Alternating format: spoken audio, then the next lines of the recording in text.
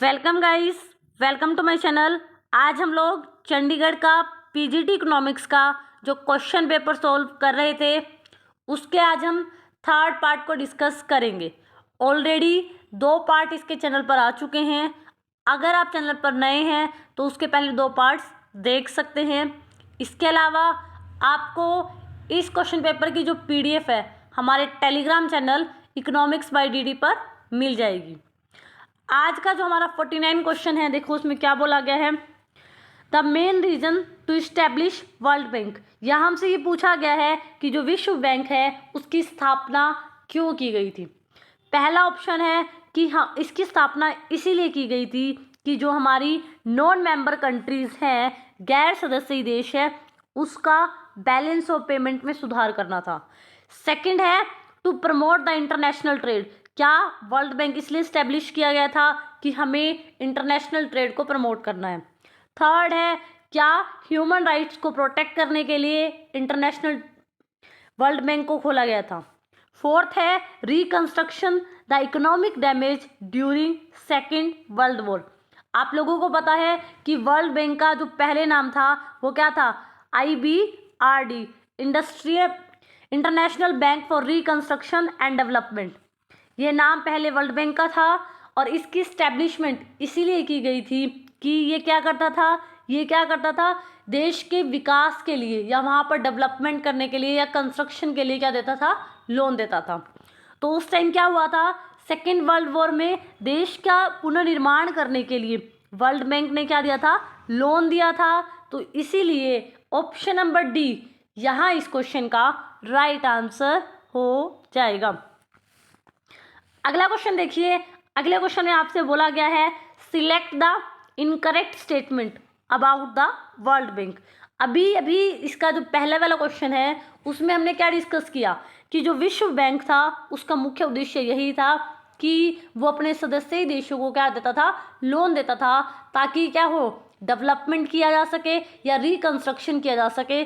क्योंकि world war में अर्थव्यवस्थाओं की स्थिति खराब हो चुकी थी तो वहाँ पर पुनः विकास करने के लिए पैसा ये देता था। फर्स्ट ऑप्शन देखिए, वर्ल्ड बैंक प्रोवाइड करता है लॉन्ग टर्म लोन अपनी मेंबर कंट्रीज़ को, ये करेक्ट बात है। उसके बाद ये लोन जो है इसलिए देता है कि प्रोडक्टिव एक्टिविटी इकोनॉमी में इंक्रीज हो, ये स्टेटमेंट भी करेक्ट है। और यहाँ पर बोला जाता है to provide loan to private investor, ये प्राइवेट इन्वेस्टर को भी लोन दे देता है, लेकिन तब देता है जब मेंबर कंट्री उसकी गारंटी खुद लेती है। तो ये वाली बात भी सही है, लेकिन वर्ल्ड बैंक ने कभी भी एक्सचेंज रेट की स्टेबिलिटी के लिए काम नहीं किया, ये काम IMF करता है। कभी भी वर्ल्ड बैंक एक्सचेंज रेट की स्टेबिलिटी नहीं करता। तो ऑप्शन नंबर सेकंड यहाँ आपका इनकरेक्ट है और यही आपसे क्वेश्चन में पूछा गया है। तो ऑप्शन नंबर सेकंड यहाँ आपका राइट आंसर हो जाएगा। अगला क्वेश्चन देखिए। अगले क्वेश्चन में क्या बोला गया है, which of the following statement is accurate description of Indian economy on the Eva of independence. यहाँ पर ये बोला गया है कि आपको 4 ऑप्शन गिवन है। इन 4 ऑप्शन में से कौन सा एक ऑप्शन जो है भारत की अर्थव्यवस्था की सही जो एक जानकारी है स्वतंत्रता के टाइम देता है।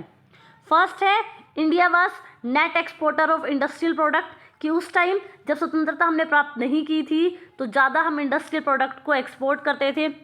सेकंड है इंडिया नेट एक्सपोर्टर था किसका, एग्रीकल्चर प्रोडक्ट्स का। थर्ड है इंडिया जो है ज़्यादा से ज़्यादा एक्सपोर्ट करता था कैपिटल गुड्स को। और फोर्थ है इंडिया जो है नेट क्या था, एक्सपोर्टर था प्राइमरी प्रोडक्ट का। तो 1947 से पहले का आपसे पूछा गया है, तो क्या था, 1947 से पहले इंडिया एक्सपोर्ट तो करता था लेकिन ज़्यादा से ज़्यादा वो क्या करता था, प्राइमरी प्रोडक्ट्स जो है वो एक्सपोर्ट करता था, या ये कहें सारे के सारे एग्रीकल्चर के प्रोडक्ट्स को और रॉ मटेरियल को इंडिया ज़्यादा एक्सपोर्ट करता था। तो यही इसकी सही आंसर हो जाएगा कि भारत के बारे में कौन सी स्टेटमेंट करेक्ट बताता है। ऑप्शन नंबर 4 आपका यहाँ राइट आंसर हो जाएगा। अगला क्वेश्चन देखिए। अगले क्वेश्चन में बोला गया है which of the following statement जो है define most appropriate demography profile of India at a year of independence, कि स्वतंत्रता से पहले की बात है तो भारत का जो डेमोग्राफी है, डेमोग्राफी प्रोफाइल, इनमें से कौन सी स्टेटमेंट स्वतंत्रता से पहले के बारे में, भारत के बारे में बिल्कुल करेक्ट है। यहाँ पर ये बोला गया है इंडिया की ओवरऑल लिटरेसी रेट लो थी एंड वो लेस देन 16% थी। सेकंड है birth rate and death rate are very low and under control, क्या हमने जब फ्रीडम ली उससे पहले हमारी बर्थ रेट और डेथ रेट लो थी और कंट्रोल थी। थर्ड है कि इंडिया की लाइफ एक्सपेक्टेंसी जो रेट थी वो क्या थी, 74 ईयर थी। एंड फोर्थ ऑप्शन में बोला गया है इन्फेंट मोर्टेलिटी रेट वो क्या थी, 75 पर 1000 लाइव बर्थ, कि यहाँ पर शिशु मृत्यु दर 75,000 जो जन्म थी। अब यहाँ पर इस क्वेश्चन के बारे में ये कहा जा सकता है कि ऑप्शन नंबर आपका बी भी रोंग है, क्योंकि बर्थ रेट और डेथ रेट स्वतंत्रता से पहले दोनों ही आई थी, तो यहाँ पर ये भी रोंग हो गया। और लाइफ एक्सपेक्टेंसी की बात करें वो 74 थी, इसके बारे में भी कोई एग्जैक्ट डाटा नहीं है, तो ये भी रोंग है आपका। यहाँ पर जो करेक्ट आंसर आपका हो सकता है ऑप्शन नंबर ए और ऑप्शन नंबर डी दोनों ही हो सकता है, क्योंकि जब हमने स्वतंत्रता को प्राप्त नहीं किया था तो उस टाइम एक प्रॉब्लम ये भी थी मेनली कि यहाँ पर इन्फेंट मोर्टेलिटी रेट बहुत ज़्यादा थी, बच्चों का जन्म होता था और वो बहुत जल्दी मर जाते थे।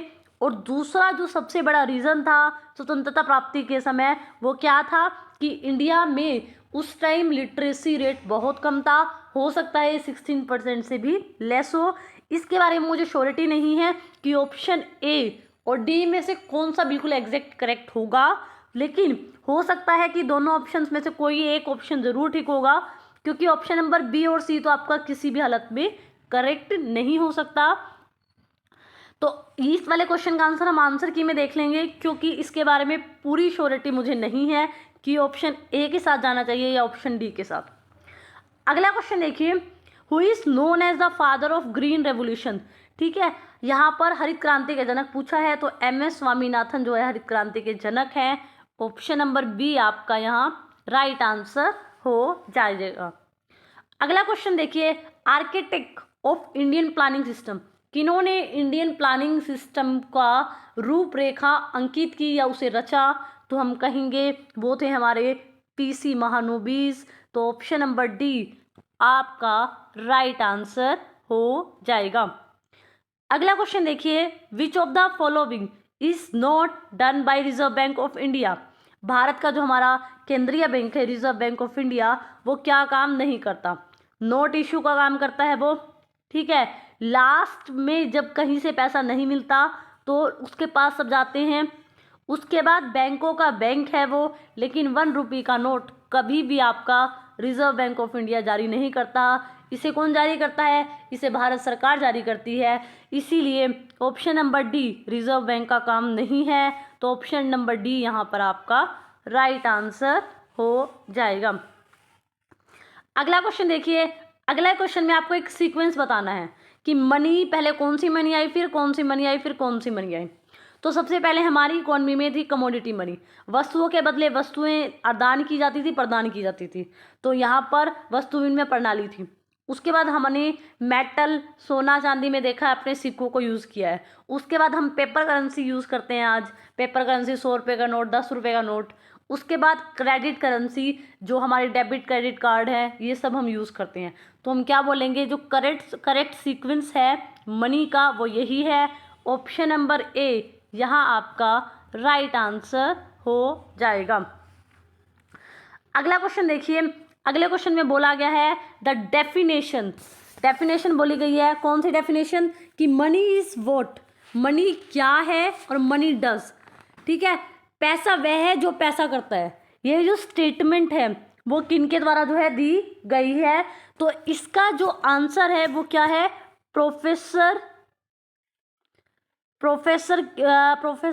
वोल्कर। ये जो स्टेटमेंट है वो किसके द्वारा दी गई है, प्रोफेसर जो है वोल्कर ने दी थी ये। तो यहाँ पर प्रोफेसर वोल्कर तो नहीं कहीं गिवन है, लेकिन हो सकता है ऑप्शन नंबर बी इसका करेक्ट हो। लेकिन इसका जो करेक्ट आंसर है कि ये वाला कि money is what money does, पैसा वह है जो पैसा करता है।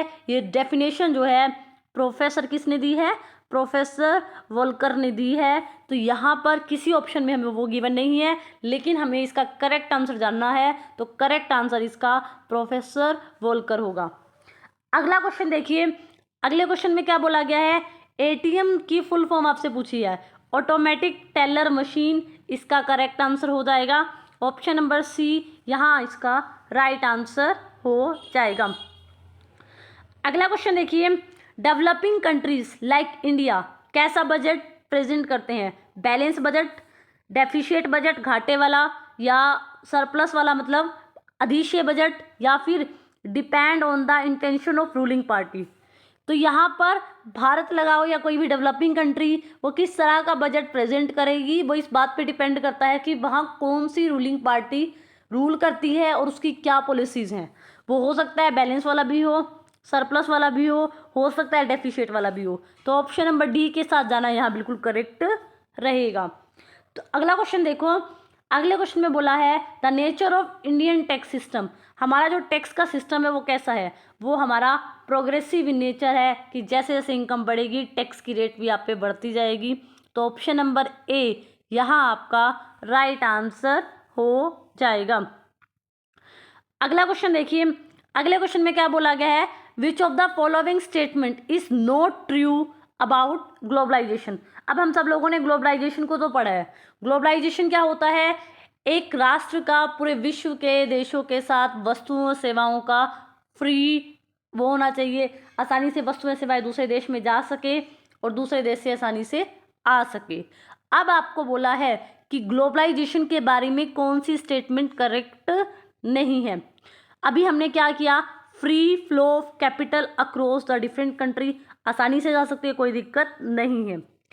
अगला है free flow of technology across the different countries, आसानी से टेक्नोलॉजी भी एक देश से दूसरे देश में जा सकती है। मशीन्स का हम इंपोर्ट करते हैं, एक्सपोर्ट करते हैं। यहाँ पर बोला है free flow of skill and knowledge across the different country, आसानी से फ्लो हो सकता है किसका, स्किल्स का भी और नॉलेज का भी। लेकिन जो मैन पावर होती है, मैन पावर का फ्री फ्लो नहीं होता, उसमें बहुत सी कंस्ट्रेन आ जाती है। तो ये जो है ग्लोबलाइजेशन के बारे में ट्रू नहीं है। ऑप्शन नंबर डी यहाँ आपका राइट आंसर हो जाएगा। अगला क्वेश्चन देखिए, अगले क्वेश्चन में क्या पूछा गया है, the credit for introducing LPG policy in India goes to. Bharat में लिबरलाइजेशन, प्राइवेटाइजेशन, ग्लोबलाइजेशन की जो पॉलिसी है ये कौन लेकर आया, इसका श्रेय किसको दिया जाता है। तो इसका श्रेय जो है पीवी नरसिम्हा राव और डॉक्टर मनमोहन सिंह जो है, मनमोहन सिंह जो उस टाइम फाइनेंस मिनिस्टर थे, वो जो है एलपीजी पॉलिसी को लेकर आए थे। तो ऑप्शन नंबर ए यहाँ पर आपका राइट आंसर हो जाएगा। अगला क्वेश्चन देखिए, द बॉम्बे स्टॉक एक्सचेंज, जो बॉम्बे स्टॉक एक्सचेंज है is based on the weight of, मतलब बॉम्बे स्टॉक एक्सचेंज में कितनी कंपनीज आती है बेसिकली। तो बॉम्बे स्टॉक एक्सचेंज जो है 30 कंपनीज का एक समूह है, जिसको इसीलिए ऑप्शन नंबर डी यहाँ आपका राइट आंसर हो जाएगा। अगला क्वेश्चन देखिए, which of the following is India first digitise stock exchange. इनमें से कौन सा इंडिया का पहला डिजिटल स्टॉक एक्सचेंज है।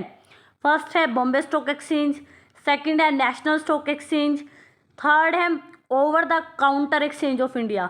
तो यहाँ पर ऑप्शन नंबर सी आपका राइट आंसर है। ये वाला क्वेश्चन हम कितनी बार DSSB के क्वेश्चन पेपर में कर चुके हैं कि हमारा over the counter exchange of India, India का पहला डिजिटल स्टॉक एक्सचेंज मार्केट है। तो ऑप्शन नंबर सी यहाँ पर आपका राइट आंसर हो जाएगा। अगला क्वेश्चन देखिए, अगले क्वेश्चन में बोला गया है नेशनल स्टॉक एक्सचेंज 50 जो है was launch on what date. आपसे लॉन्च की डेट किसकी, नेशनल स्टॉक एक्सचेंज की लॉन्च डेट पूछी है। तो तो नेशनल स्टॉक एक्सचेंज की लॉन्च डेट थी 22 अप्रैल 1996। ऑप्शन नंबर बी यहाँ आपका राइट आंसर हो जाएगा। अगला क्वेश्चन देखिए, अगले क्वेश्चन में पूछा गया है which of the following revolution relates to increase in production of fertiliser in India, कि भारत में अगर उर्वरकों में क्रांति लानी है तो कौन सा एक रेवोल्यूशन लाया गया था। तो उस टाइम जो आपका ग्रे रेवोल्यूशन था ये फर्टिलाइज़र के प्रोडक्शन को या कहीं एग के प्रोडक्शन से संबंधित था। ऑप्शन नंबर डी आपका यहाँ राइट आंसर हो जाएगा, क्योंकि ग्रीन रेवोल्यूशन का संबंध अनाज से था, येलो रेवोल्यूशन का जो संबंध था वो ऑयल सीड्स से था, पिंक रेवोल्यूशन का संबंध जो था अनियन टमाटो पोटैटो से था, तो ग्रे रेवोल्यूशन जो था वो एग्स से था और फर्टिलाइज़र के प्रोडक्शन से था। ऑप्शन नंबर डी यहाँ आपका राइट आंसर हो जाएगा। अगला क्वेश्चन देखिए, अगला क्वेश्चन बोला गया है इकोनॉमिक सर्वे जो है उसको कौन पब्लिश करता है। हमारी मिनिस्ट्री ऑफ फाइनेंस जो है वो इकोनॉमिक सर्वे को पब्लिश करती है। अब क्वेश्चन ये भी पूछा जा सकता है कि जो इकोनॉमिक सर्वे है उसको प्रिपेयर कौन करता है। इकोनॉमिक्स अफेयर है डिपार्टमेंट ऑफ इकोनॉमिक्स अफेयर, जो कि डिपार्टमेंट ऑफ इकोनॉमिक्स अफेयर जो कि किसका पार्ट है, फाइनेंस मिनिस्ट्री का पार्ट है, वो जो है इकोनॉमिक सर्वे को क्या करता है, पब्लिश करता है। ऑप्शन नंबर सी यहाँ पर आपका राइट आंसर हो जाएगा। अगला क्वेश्चन देखिए, India borrow 5 year planning strategy to achieve the economic development from which country. India ने जो 5 ईयर प्लान का जो सिस्टम है वो हम लेकर आए, हमने भी अपने देश में पंचवर्षीय योजनाएं लागू की, लेकिन ये प्लानिंग हमने किस देश से ली, तो ये प्लानिंग हमने बेसिकली यूएसएसआर से ली, हम कह सकते हैं रशिया से ली। ऑप्शन नंबर बी यहाँ आपका राइट आंसर हो जाएगा। अगला क्वेश्चन देखिए, अगले क्वेश्चन में बोला गया है ऑन एचडीआई पैरामीटर्स, इंडिया की आपसे रैंक पूछी है ह्यूमन डेवलपमेंट इंडेक्स में, इंडिया की आपसे क्या पूछी है, रैंक पूछी है। तो इंडिया की जो रैंक है वो क्या है, 132 इंडिया की रैंक थी, 2021-22 की रैंक आपसे पूछी है। ऑप्शन नंबर सी यहाँ आपका राइट आंसर हो जाएगा। अगला क्वेश्चन देखो, क्वेश्चन नंबर 71 में क्या बोला गया है, 71 में बोला गया है मेथड एंड टेक्निक, आपसे बोला है methods and technique use for data collection, वो सारे मेथड्स और वो सारी टेक्निक्स जिसकी वजह से हम करते हैं डाटा को कलेक्ट, डाटा को एनालाइज और प्रेजेंटेशन में आपका काफ़ी मदद होती है। मोस्ट एप्रोप्रिएट रिप्रेजेंटेड बाय, अब आपने जो भी डाटा कलेक्ट किया है उसको एनालाइज किया है तो वो कहते हैं कि किस मेथड से आप उसको क्या कर सकते हो, प्रेजेंट कर सकते हो।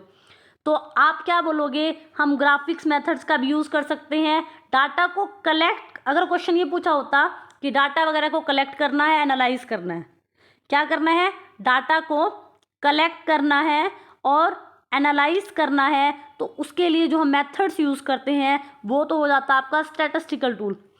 अब यहाँ पर ये पूछा है कि आपने डाटा का विश्लेषण, प्रस्तुतिकरण कर लिया, अब आपको उसको उपयुक्त रूप से दर्शाना है, मतलब आपको दिखाना है कि आप किसको किस तरीके से उसको दिखाओगे, तो हम क्या बोल सकते हैं, डाटा प्रेजेंटेशन बोलते हैं इस चीज़ को।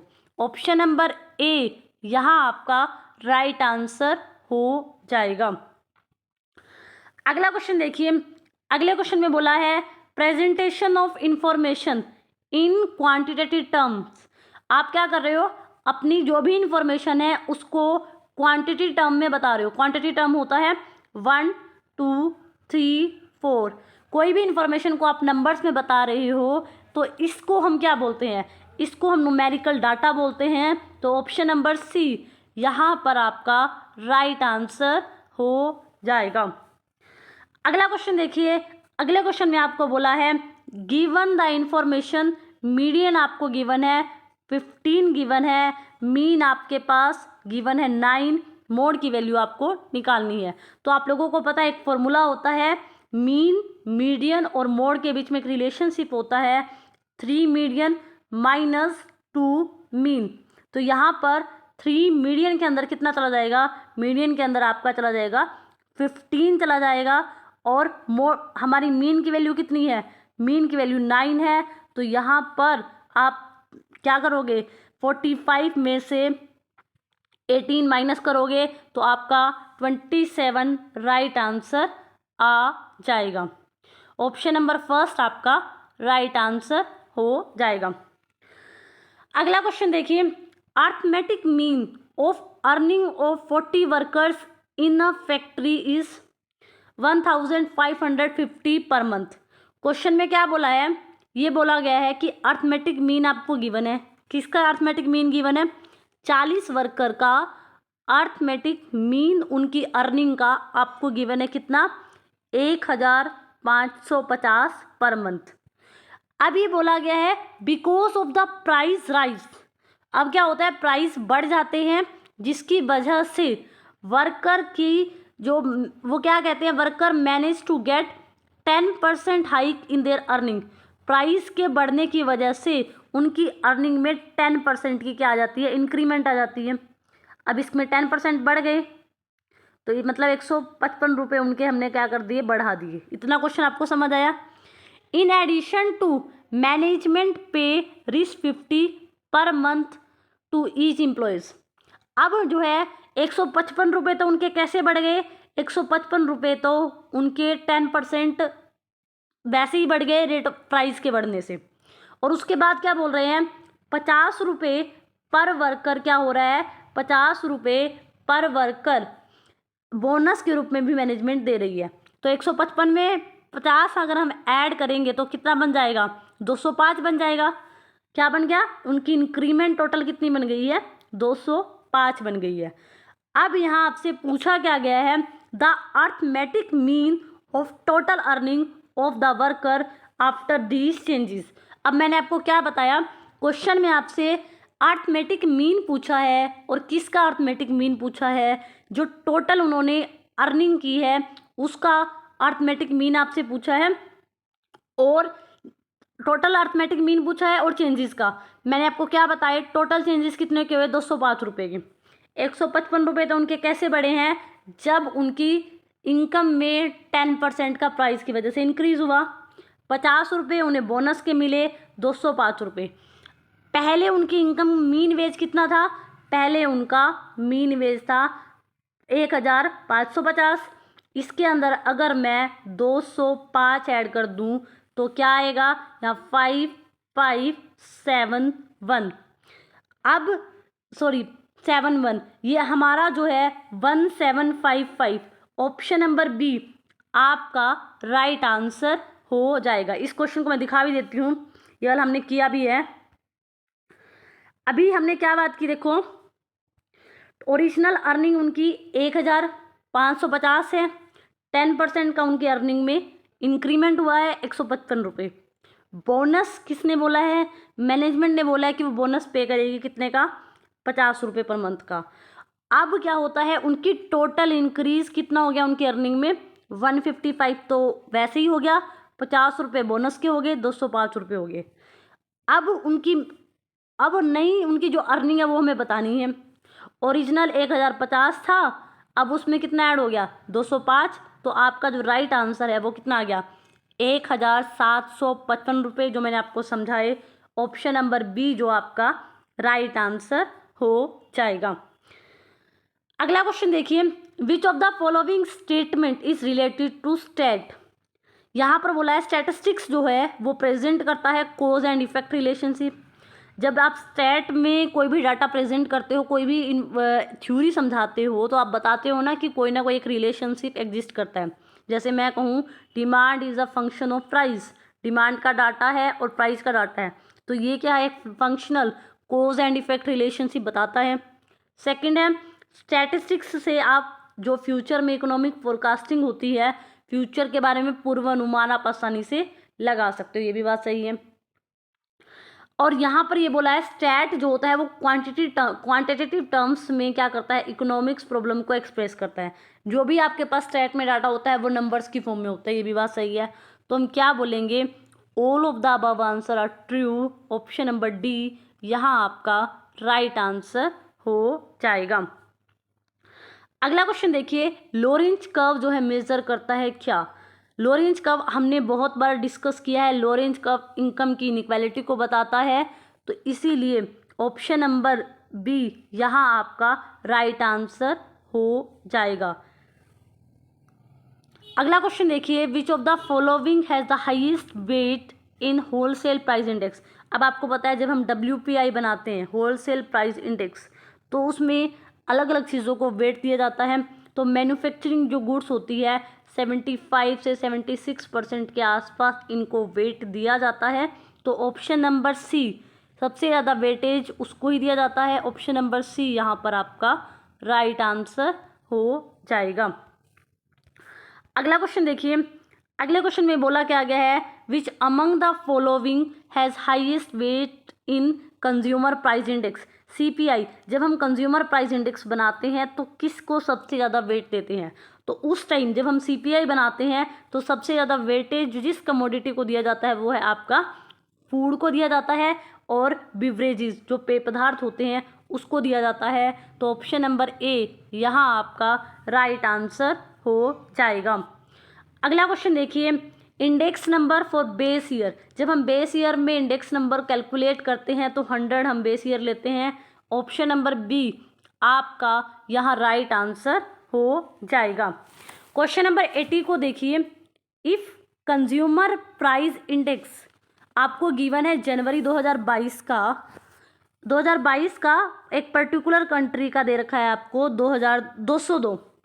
बोला क्या गया है, CPI आपके पास गिवन है कौन सा 2022 का, एक पर्टिकुलर कंट्री का कितना है 202, और 2023 का करंट टाइम पीरियड का कितना गिवन है 211 गिवन है। इन्फ्लेशन रेट आपसे पूछी है, तो आपको पता है इन्फ्लेशन का क्या फॉर्मूला होता है, CPI जो नए वाला CPI है उसमें से आप ओल्ड जो CPI है ओल्ड वाले को माइनस कर दो, यहाँ पर आप CPI ओल्ड वाला रखो, इनटू आप 100 कर दो। यही हमारा इन्फ्लेशन रेट को निकालने का तरीका है। अब आपको पता है नए वाला कंज्यूमर प्राइस इंडेक्स कितना है 211 है, इसमें से हम ओल्ड वाला कंज्यूमर प्राइस इंडेक्स जो कि 202 है उसको माइनस कर देंगे, और अपॉन में आपका ओल्ड वाला जो कि 202 है वो कर दो, और इनटू आप कर दो 100 कर दो। तो यहाँ पर 211 में से 200 गया आपका 9 आएगा, और अपॉन में 202 और इंटू 100। जब आप इसको यहाँ कट करते हैं तो जो आपका आएगा आंसर वो आएगा 4.45% आएगा। तो यहाँ आपका ऑप्शन नंबर डी यहाँ आपका करेक्ट आंसर हो जाएगा। आज हमारे 80 क्वेश्चन सोल्व हो चुके हैं, सिर्फ इसके लास्ट 20 क्वेश्चन बचे हैं। आने वाली एक छोटी सी वीडियो में ये भी कंप्लीट हो जाएंगे। आई होप सो आज हमने जितने क्वेश्चन किए आप लोगों को समझ आए होंगे। आज हमने थोड़ा स्पीडली किया है क्योंकि इन क्वेश्चंस में समझने वाला कुछ था नहीं, लेकिन जिस भी क्वेश्चन में समझने का आएगा हम उसको थोड़ा स्लो रखेंगे। अगर आपको मेरी वीडियो अच्छी लगी हो तो प्लीज़ मेरे चैनल को लाइक करना, शेयर करना एंड सब्सक्राइब करना। Thank you so much for watching this.